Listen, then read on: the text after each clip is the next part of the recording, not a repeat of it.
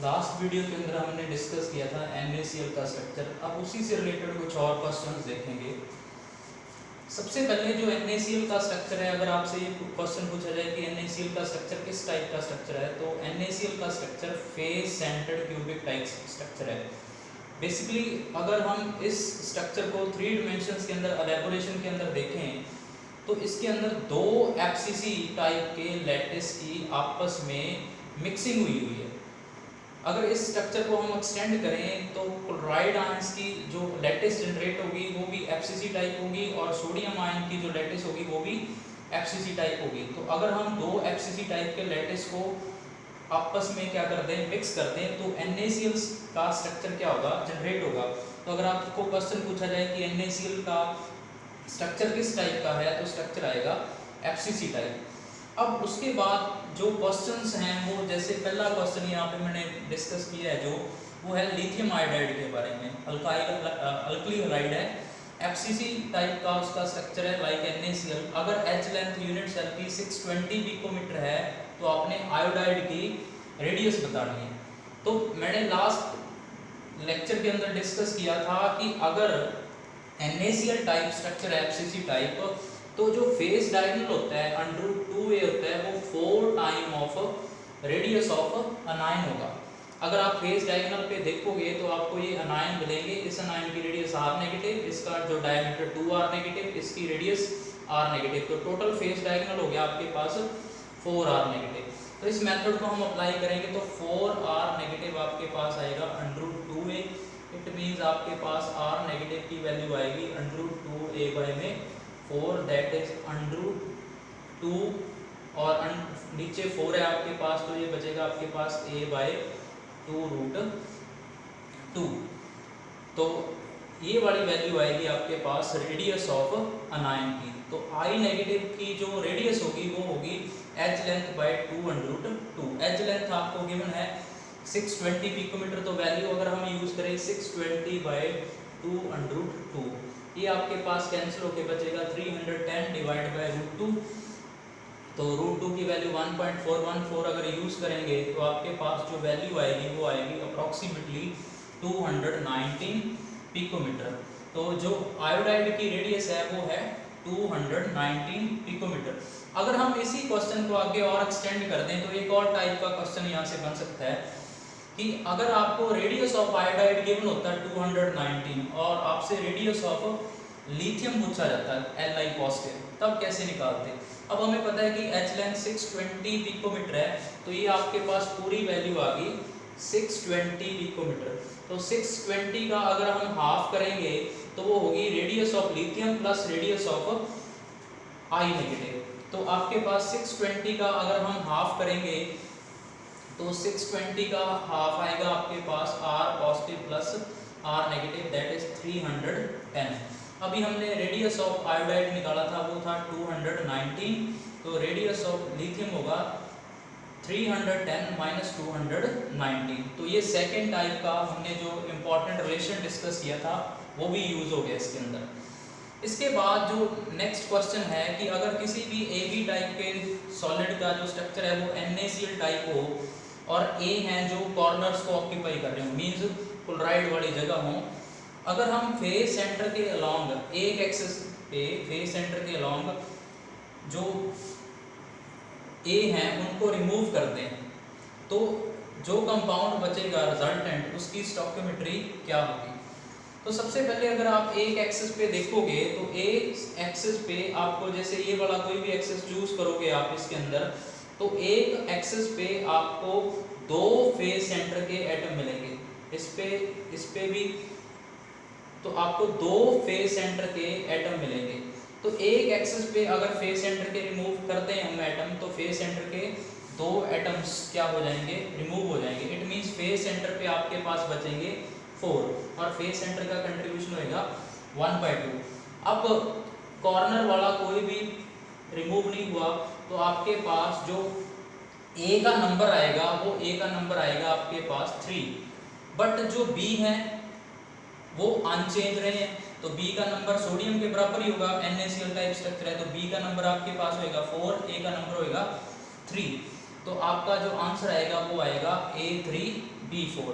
अब इसी के साथ एक और क्वेश्चन यहाँ से पूछा जा सकता है कि अगर AB टाइप के क्रिस्टल का जो स्ट्रक्चर है NaCl टाइप हो, तो अगर हम A कॉर्नर्स पे रखें और बॉडी सेंटर वाली पोजीशन के एटम्स को क्या कर दें, रिमूव कर दें, तब कंपाउंड की स्टोइकियोमेट्री क्या होगी, जो रिजल्टेंट कंपाउंड बनेगा। अब बॉडी सेंटर पे जो है, बॉडी सेंटर पे होगा कैटायन। अब जैसा कि आपने इस स्टेटमेंट के अंदर देखा है कि A है जो इस क्वेश्चन के अंदर ऑक्यूपाई कर रहा है कॉर्नर्स को, तो कॉर्नर पे होते हैं अनायंस।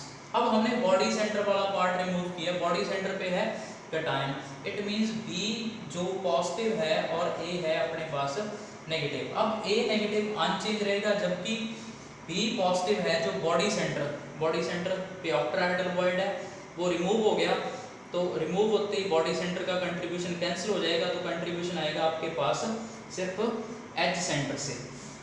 तो एच पे आपके पास जो नंबर है पॉजिटिव आयंस का वो है 12 × 1/4, तो उनका नंबर आएगा 3 आपके पास।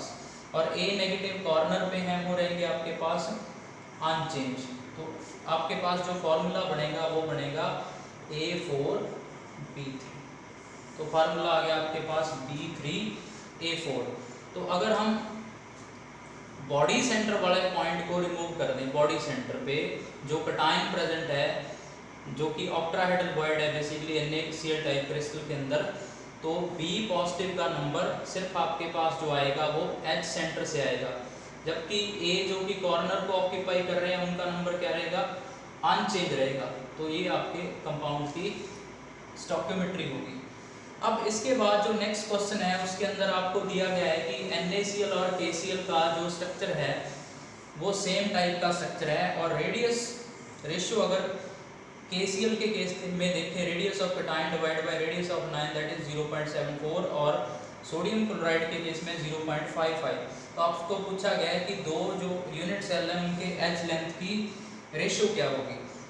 अब सबसे पहले radius of K positive divide by radius of chloride that is 0.74 दिया गया आपको, और रेडियस ऑफ Na पॉजिटिव और रेडियस ऑफ क्लोराइड की रेशियो 0.55 दी गई है। अगर हम इन दोनों इक्वेशंस में 1 प्लस कर दें तो यहाँ से आपके पास बनेगा रेडियस ऑफ क्लोराइड, अगर इस साइड एलसीएम लोगे आप तो ऊपर आएगा radius of K positive plus radius of Cl negative that is equal to 1 + 0.74। दोनों साइड हमने 1 ऐड कर दिया, और यहाँ पे अगर हम 1 ऐड करेंगे दोनों साइड तो रेडियस ऑफ क्लोराइड डिनोमिनेटर में होगा, radius of Na positive plus radius of Cl negative आपके पास आ जाएगा 1.55।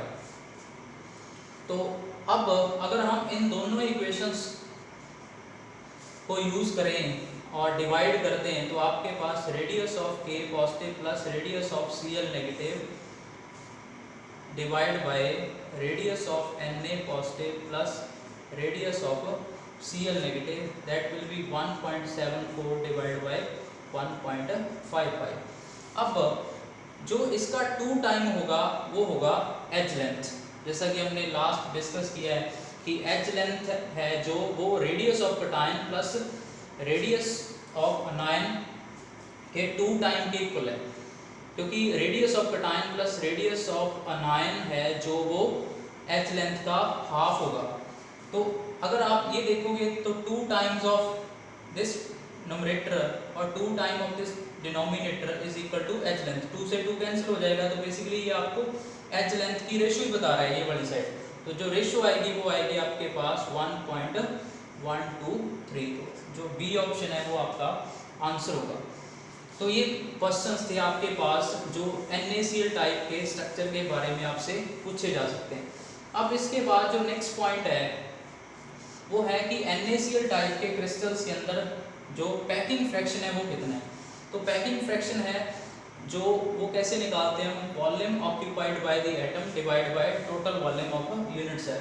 तो वॉल्यूम ऑफ यूनिट सेल होगा आपका एच लेंथ का क्यूब, और वॉल्यूम अब यहाँ पे एटम नहीं है आयंस है, तो सबसे पहले आएगा 4/3 पाई r क्यूब तो रेडियस ऑफ कटायन और रेडियस ऑफ अनायन यूज करेंगे हम, तो ये आएगा रेडियस ऑफ सोडियम का क्यूब और सोडियम का नंबर है आपके पास 4 प्लस आपके पास आएगा 4 टाइम, क्योंकि क्लोराइड भी 4 है तो 4/3 पाई रेडियस ऑफ क्लोराइड आयन का क्यूब।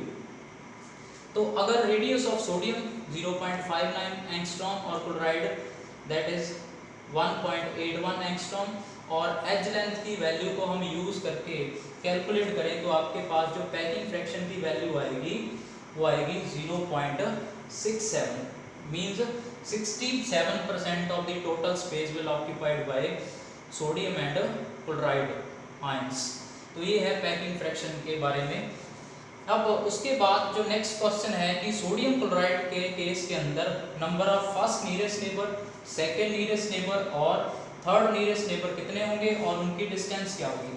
अगर हम ये बॉडी सेंटर वाले सोडियम से स्टार्ट करें तो इसके जो फर्स्ट नियरेस्ट नेबर होंगे, फर्स्ट नियरेस्ट नेबर होंगे जो वो होंगे फर्स्ट नियरेस्ट नेबर्स वो होंगे क्लोराइड आयंस जो आपके पास फेज सेंटर पे, ये वाले क्लोराइड आयन जो फेज सेंटर पे, दिस इज नंबर 1 2 3 4 5 एंड 6। इस सोडियम के जो फर्स्ट नियरेस्ट नेबर होंगे वो क्लोराइड आयन होंगे जो फेज सेंटर को ऑक्यूपाई कर रहे हैं। तो क्लोराइड आयन का जो नंबर है फेज सेंटर पे वो आ गया आपके पास 6। तो फर्स्ट नियरेस्ट नेबर आपके पास आएंगे 6 और उनकी डिस्टेंस है जो वो क्या होगी, एज लेंथ की इक्वल होगी क्यूब के, क्योंकि ये एक क्यूब है, 8 क्यूब में से एक क्यूब है, तो सोडियम और इस क्लोरीन के बीच की डिस्टेंस किसकी इक्वल होगी, एज लेंथ की इक्वल होगी। तो उनकी डिस्टेंस आ गई आपके पास एज लेंथ के इक्वल, दैट इज ए। अब जो सेकंड नियरेस्ट नेबर होगा वो पहला था फेज सेंटर पे, अब जो दूसरा होगा नियरेस्ट नेबर वो होगा एज सेंटर पे। इस सोडियम से जो एच सेंटर आएंगे, एच सेंटर पे आपको पता है क्या प्रेजेंट है, सोडियम, और एच सेंटर कितने हैं, 12 हैं। तो एच सेंटर पे आपके पास आ गए 12 सोडियम आयन। तो सेकंड नियरेस्ट नेबर्स हैं जो Na पॉजिटिव के वो हैं 12 और है कहाँ पे वो, एच सेंटर पे।